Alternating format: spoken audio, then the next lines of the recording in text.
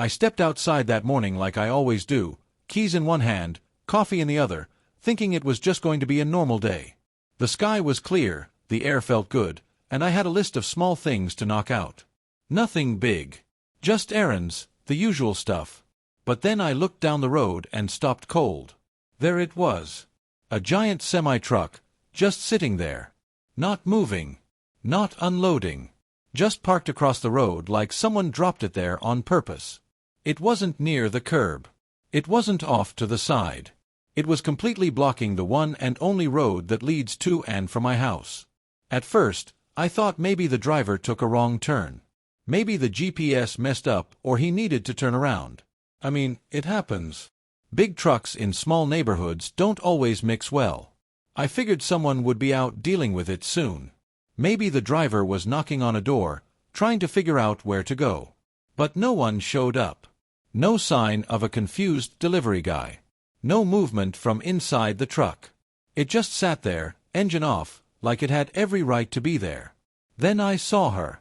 Standing near the edge of the sidewalk, arms crossed, with that expression on her face like she was proud of what was happening. It was Karen, the new HOA president. She moved in a few months back and immediately started acting like she owned the whole neighborhood.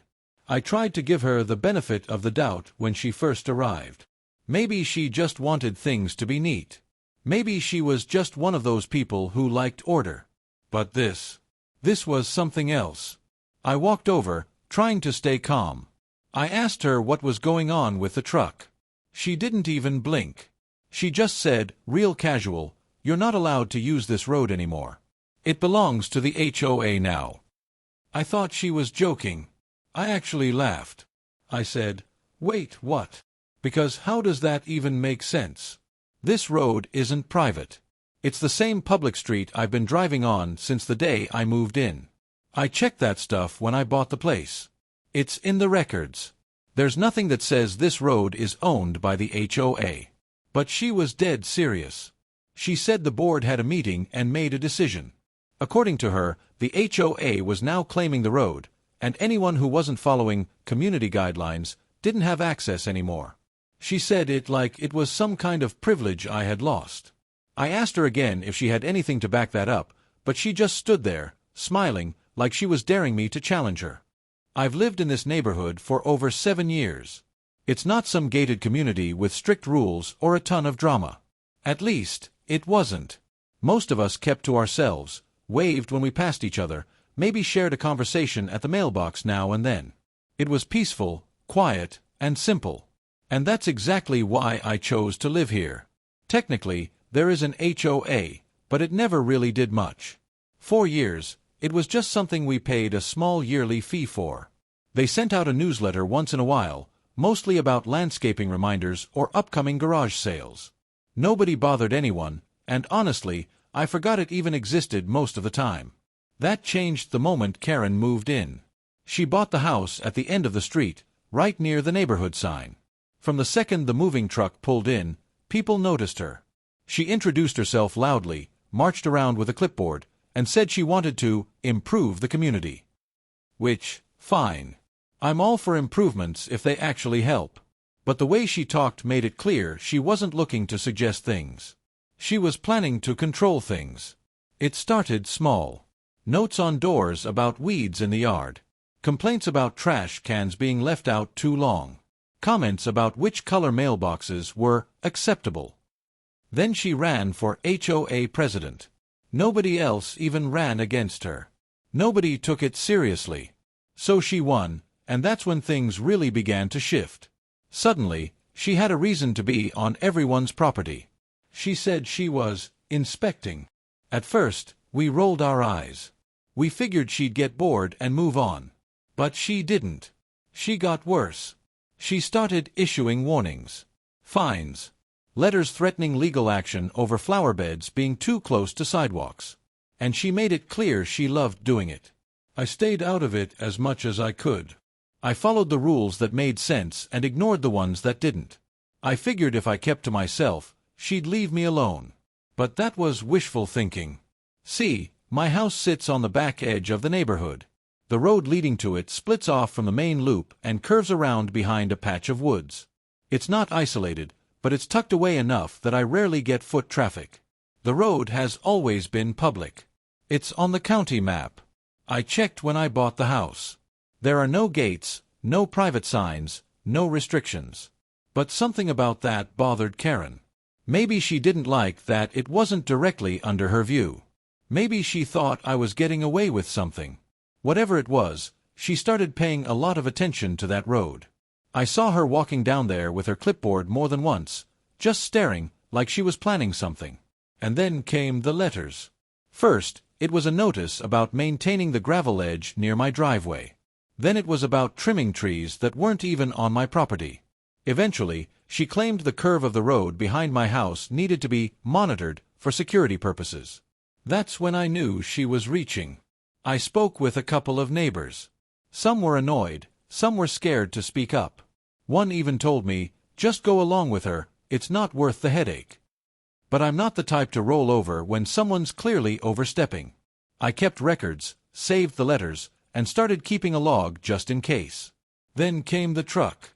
When I saw it blocking the road that morning, and Karen standing there acting like it was no big deal, that's when everything clicked. This wasn't about safety. It wasn't about the HOA. This was personal. She wanted control. And the truck. That was her way of saying she had it.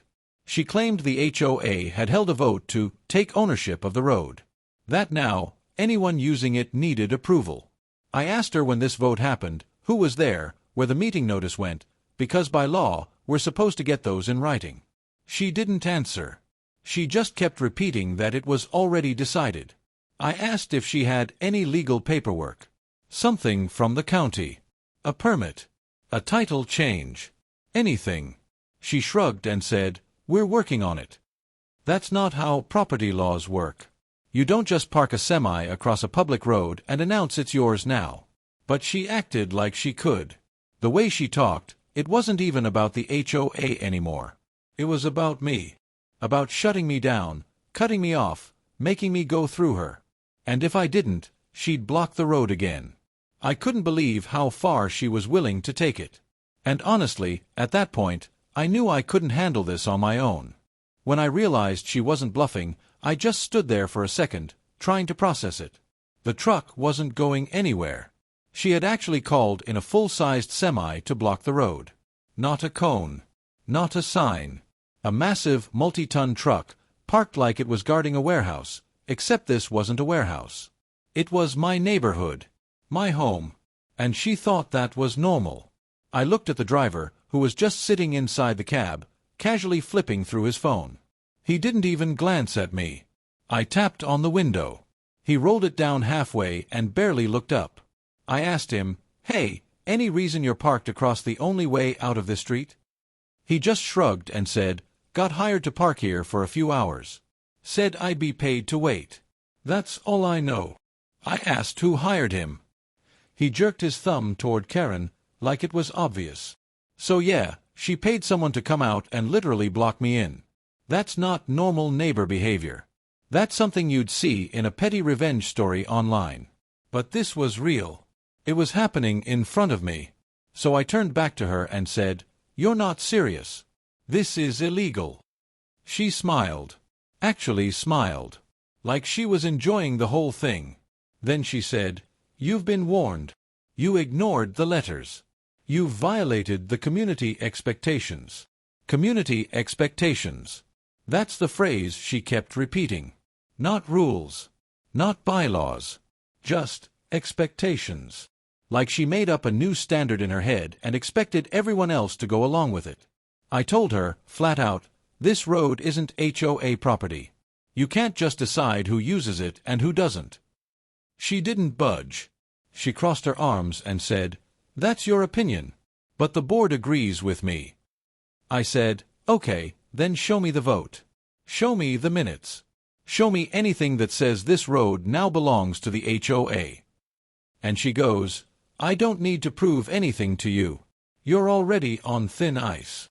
That's when it became clear, she wasn't trying to be right. She was trying to win. This wasn't about rules. It was about power. And when someone like that thinks they've got power, they'll go as far as they think they can get away with. I could feel the frustration rising. But I also knew if I lost my cool, that's exactly what she wanted. She'd twist it, play the victim, say I was being aggressive. So I backed off. I walked back to my house, went inside, and started making calls. First, I called the HOA's property management company, the one that handles all the official stuff. I asked them if they knew anything about a vote to claim the road. The woman on the phone sounded confused. She said no such change had ever been filed. No records. No petitions. Nothing. I asked if the HOA had the authority to claim public roads. She laughed and said, "Absolutely not. Roads belong to the county unless they're clearly marked as private and deeded over, which takes a whole legal process." So that was strike one for Karen. Next, I called the county office. After being transferred a couple of times, I finally spoke to someone who pulled up the zoning map. He confirmed exactly what I already knew.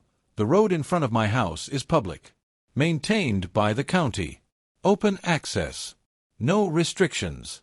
I explained the situation. He sounded stunned. He said, "Wait, they blocked a county road with a semi-truck?" I said yes. He told me I had every right to report it. That what she was doing wasn't just a civil issue, it might be criminal, depending on how far she pushed it. By now, I was furious, but also focused. I printed out the zoning maps, saved emails, took photos of the truck, got everything in order. Then I went back outside. The truck was still there. Karen was sitting in a lawn chair now, like she was guarding it. She saw me and didn't say a word. I didn't talk to her either. I just took more pictures, walked back inside, and called the non-emergency police line. I explained the whole situation as calmly as I could. The dispatcher said they'd send someone to check it out. And then I waited. I knew once the police showed up, everything would start to shift. But I also knew Karen wouldn't go down easy.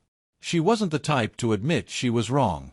She was the type to double down, no matter how ridiculous the situation became. And as I stood there, watching her from my front window, I realized I had no idea how far she was really willing to go. About 20 minutes later, I saw the patrol car pull up.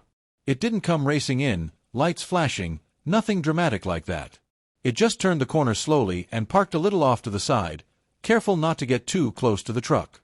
The officer stepped out and looked around for a moment before walking straight toward Karen. I stayed on my porch and watched.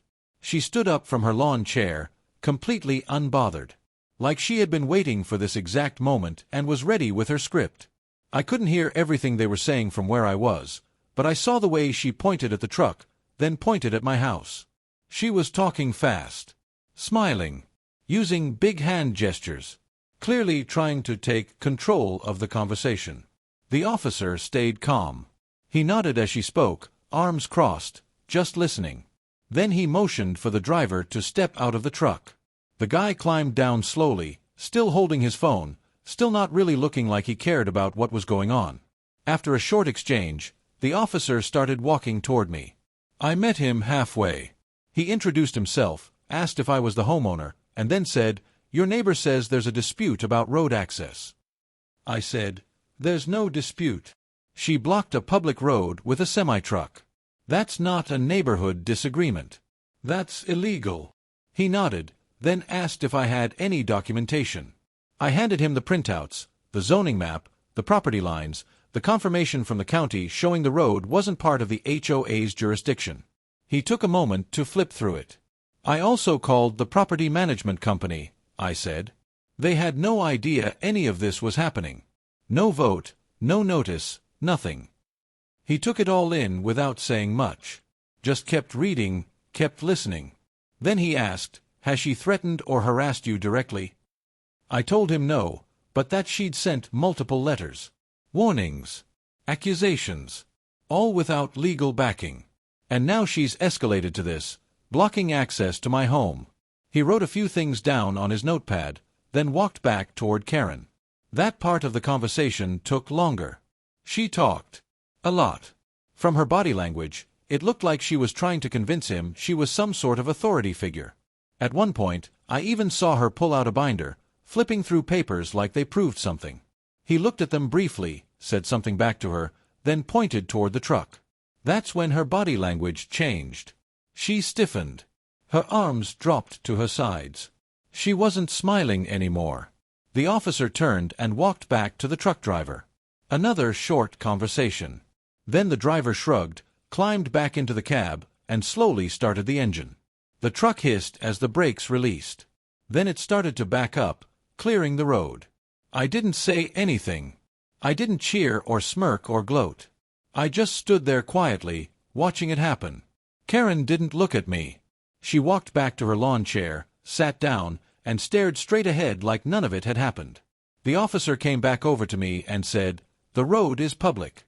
She doesn't have the authority to restrict access." "I've told her that." I said, "What happens now?" He said, "That depends. If she does this again, you can report it as obstruction. Keep documenting everything. If she escalates it, we'll get more involved." Then he handed me his card and said, "Stay calm. Don't engage with her directly if she's trying to provoke you." I nodded and thanked him. He got back in his car and drove off, leaving the neighborhood just as quietly as he arrived. And just like that, the truck was gone. The road was clear again. But it didn't feel over. Not even close. Because she didn't argue. She didn't protest. She didn't even try to stop the officer. That was the most unsettling part. It was like she had already planned for this. Like this wasn't a failure for her, it was just step one. I went back inside, sat down at my kitchen table, and looked over the pile of letters she'd sent me. Each one more ridiculous than the last. Complaints about landscaping, threats about fines, passive-aggressive warnings disguised as reminders. It was clear now that this wasn't random. She had been building up to something. This wasn't a one-time stunt. It was part of a bigger move. And the worst part? I wasn't sure how far she'd go next. I didn't sleep well that night. Every little sound outside made me sit up and check the window. A car door, a dog barking, the wind brushing against the side of the house. It all felt heavier now. Like the air had changed. I wasn't scared exactly. Just uneasy. You expect some neighborhood drama here and there. Arguments over fences or parking spots. But calling in a semi-truck to block someone's road? That's something else. That's a different level of petty and dangerous. The next morning, I walked out to check the road. It was clear, no truck, no sign of Karen. For a second, I let myself believe maybe that was it. Maybe the police talk got through to her. Maybe she'd finally back off.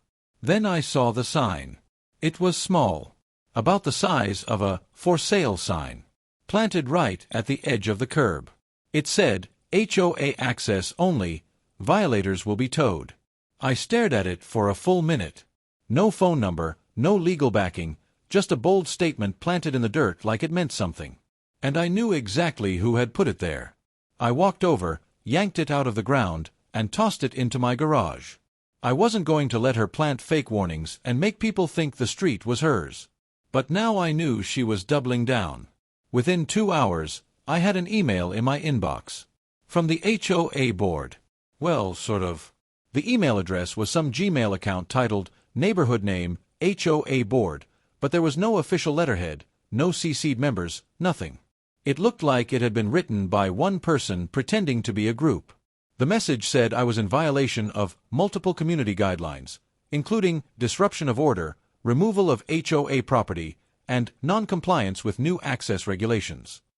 They gave me 7 days to respond, or they would escalate enforcement actions. I laughed out loud when I read that last line. What did that even mean? Another truck. Fines. A gate. I replied right away. I asked for a list of the supposed violations, documentation of any actual votes taken, the minutes from the board meeting, and clarification on what escalation meant.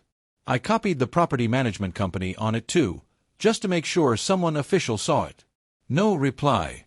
Not a single word. So I called the property manager again. This time, I asked directly, "Who has the right to send out enforcement threats?"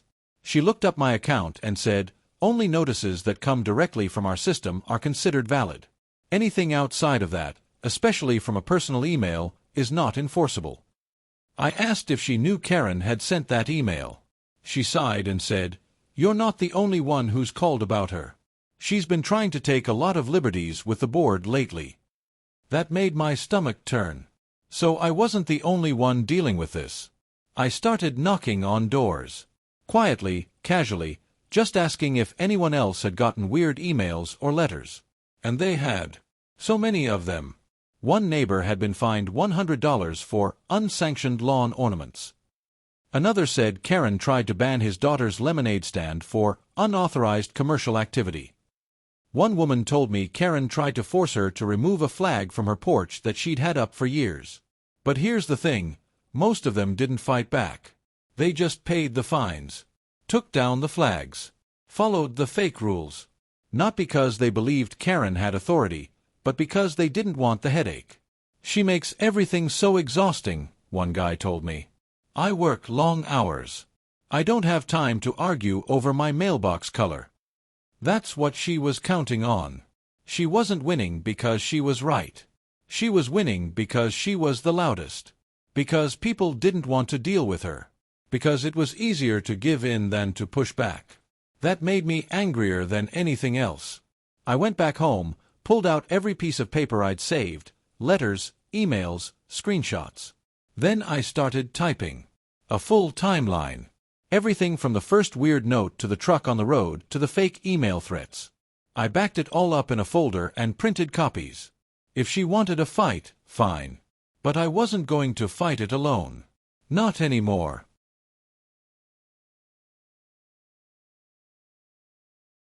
I started going door to door again, this time not just asking questions but showing people what I'd put together. I didn't push it on anyone. Just said, "Hey, I've been dealing with something weird involving the HOA, and I'm realizing I'm not the only one. If this stuff sounds familiar, you might want to take a look." And you know what? People actually stopped what they were doing. They leaned in. They listened. Some of them even invited me in to talk more. It was like the moment someone finally said out loud that this wasn't normal, it gave everyone permission to admit they were fed up too. One neighbor, Mike, had his own folder. He'd been documenting Karen for months. Apparently, she tried to fine him for having his garage door open for too long. His garage. On his own house. Another neighbor, Anna, showed me photos Karen had taken of her backyard. She said she found them taped to her mailbox with a note saying her patio furniture wasn't community standard. She didn't even know someone was watching her. We weren't crazy. We weren't overreacting. This was a pattern. So we decided to meet. Not an angry mob. Not a protest. Just a few neighbors in a backyard with some folding chairs, snacks, and a shared sense of what the heck is going on here. There were maybe 10 of us that first night. And every single person had a story. Every single one had been harassed, manipulated, or lied to in some way. And almost none of them had ever seen or spoken to a legitimate HOA board member. That was the other big red flag. No one knew who was actually on the board. Karen always referred to the board like it was a group that backed her up, but when we asked around, no one had ever voted. No one had seen an election. No one even remembered getting notices about meetings. So we started digging.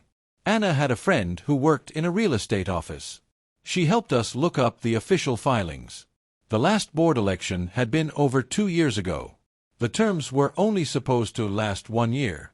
That meant technically, no one on the board was current. And here's the twist, Karen's name wasn't even on the last election filing. That's right. She wasn't on the board. Not officially. Not legally. She had no title, no position, nothing. She just acted like she did. The more we found, the deeper the mess got. There were no meeting minutes posted online. No transparent budget reports. No communication from the property management company except for automated emails about dues. And every time Karen sent one of her fake notices, she signed it with, "On behalf of the HOA board." But the board didn't exist. Or if it did, it wasn't doing anything. It was just a name she used to intimidate people. We decided to do something about it. Mike suggested we contact the property management company as a group. Instead of individual complaints, we'd send a single, signed letter with all of our documentation. Anna volunteered to write it up. I pulled together the timeline. We added copies of the fake violation letters, screenshots of Karen's emails, even the photo of the HOA access-only sign she planted. We made sure it was clear, respectful, but firm. We weren't just annoyed, we were calling out abuse of power, misrepresentation, and harassment. The letter went out at the end of the week. 3 days later, we got a reply. The property manager scheduled a community meeting. An actual, official meeting. First one in over 2 years. They said they'd be sending notices to every home in the neighborhood, and they'd be attending in person to answer questions, verify board positions, and explain everyone's rights. We weren't sure what to expect. We knew Karen would be there. We knew she wouldn't take this lightly. But we also knew we weren't alone anymore. That changed everything.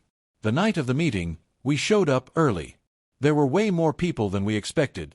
Dozens of neighbors, some I hadn't even met before. People were whispering, comparing notes, holding printouts and letters. Everyone had something to say. Then Karen walked in. And for the first time since this whole mess started, she didn't look confident. She didn't speak at first. Just stood near the back of the room, arms crossed, scanning the crowd like she was counting allies. Only problem was, no one acknowledged her. Not a nod. Not a smile. She wasn't holding court anymore. People weren't pretending to be on her side to keep the peace. The air in the room was different now. It was quiet, but charged. The property manager arrived a few minutes later with a thick folder in hand. She greeted a few people, set up at a small table at the front, and started unpacking papers. Then she cleared her throat and said, "Thank you all for coming. We've received numerous concerns recently from residents regarding HOA communication, governance, and enforcement. Tonight, we want to go over your rights, clarify the structure of the board, and take your questions." Simple, direct. But everyone in the room knew who the concerns were really about. She started by listing the actual legal responsibilities of an HOA. Things like maintaining common areas, enforcing agreed-upon guidelines, collecting dues. Then she said something that made heads turn. At this time, there are no officially seated board members. The last election term expired, and no new election has been held since. Any communications or enforcement attempts outside our official channels are unauthorized. People started murmuring. I could see heads turning toward Karen. She didn't move. Just kept staring at the floor, tight-lipped. Then someone asked, "What about the fines some of us got?" "The letters." The manager looked up from her notes and said, "If those came from anyone other than us and weren't delivered through our system, they are not enforceable. No homeowner should be paying a fine that hasn't gone through official review." Another neighbor raised her hand and asked, "What about the semi-truck that blocked the road?" There was a pause. Then the manager said carefully, "Any action taken to restrict public access to roads, unless approved by the city or county, is illegal. The HOA does not have the authority to place or authorize any obstruction of that nature." Karen shifted in the back. Her arms uncrossed. She looked like she wanted to speak, but something held her back. Maybe the crowd. Maybe the tone of the room. Maybe the fact that she finally realized she wasn't running the show anymore. Then Anna stood up. Calmly. She walked to the front of the room and asked, "Can you please clarify if any one homeowner has the authority to act on behalf of the board without an election or formal appointment?" The property manager answered, "No. That would be considered a misrepresentation of authority." That was it. The tension in the room snapped. People started talking at once. "She's been doing this for years. She threatened to fine me over holiday lights. She made my daughter cry about sidewalk chalk. It was like a dam broke. Everything that had been kept quiet, out of fear or exhaustion, was pouring out now. I didn't say anything yet. I just listened. Then, finally, Karen spoke. Loud enough to quiet the room. She said, "Well, someone had to do something. If I didn't step up, this neighborhood would fall apart." That was her defense. Not denial. Not apology. Just an excuse. A few people muttered under their breath. One neighbor said, "We were doing fine until you started acting like you owned the place." Karen's face changed. It wasn't anger. It was something closer to panic. Like she didn't know what to say when people didn't immediately fold. The property manager held up her hand and said, "Let's keep things respectful. The important thing is, moving forward, we're going to re-establish proper structure. We'll be organizing an official election within the next month. Everyone here will receive notice and be able to vote or run." People clapped. Not loud, but steady. It felt like something real had shifted. Like order was being restored. Karen didn't clap. She turned and walked out without another word. Nobody stopped her. After the meeting, people stayed behind, talking in groups, swapping stories and contact info. I had at least 3 different neighbors come up and thank me for pushing back. Not because they thought I was some hero, but because it gave them a reason to stop being silent. It's strange how one person can twist a whole community into knots. And even stranger how quickly those knots come undone when people finally speak up.